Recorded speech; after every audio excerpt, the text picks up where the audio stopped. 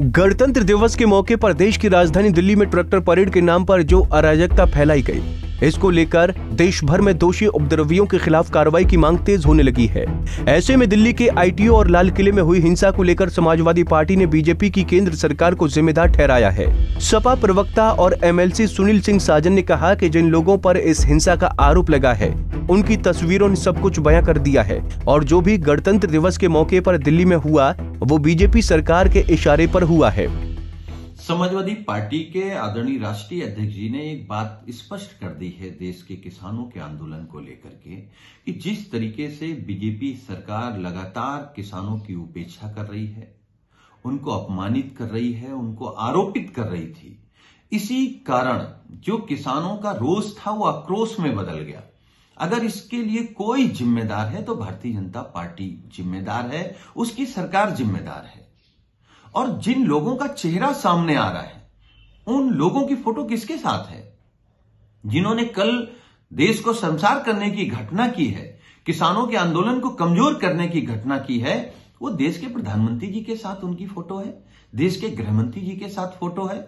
अगर सच में सरकार जांच करा ले तो फंडिंग से लेकर के ये प्रायोजित कार्यक्रम जो घटना हुई है वो भारतीय जनता पार्टी की सरकार ने कराई है, आरएसएस ने कराई है। किसानों का आंदोलन खत्म करना चाहते हो, चंद उद्योगपतियों को देश की खेती बेच देना चाहते हो, तो ये एक दूसरी तरीके की लड़ाई चल गई अब देश में।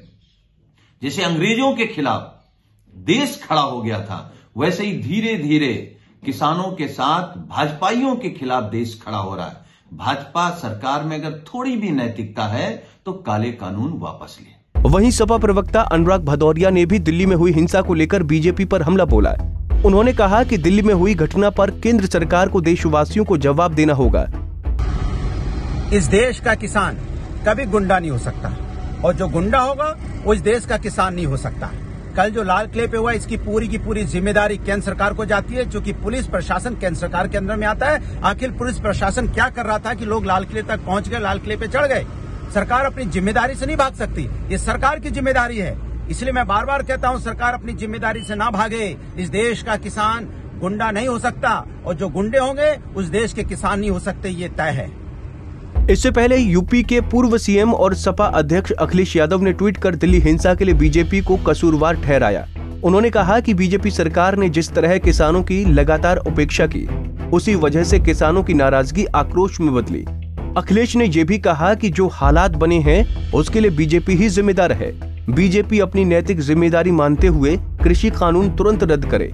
आपको बता दें कि भारी तादाद में किसानों ने गणतंत्र दिवस के दिन दिल्ली के आईटीओ और लाल किले में जमकर उपद्रव मचाया था।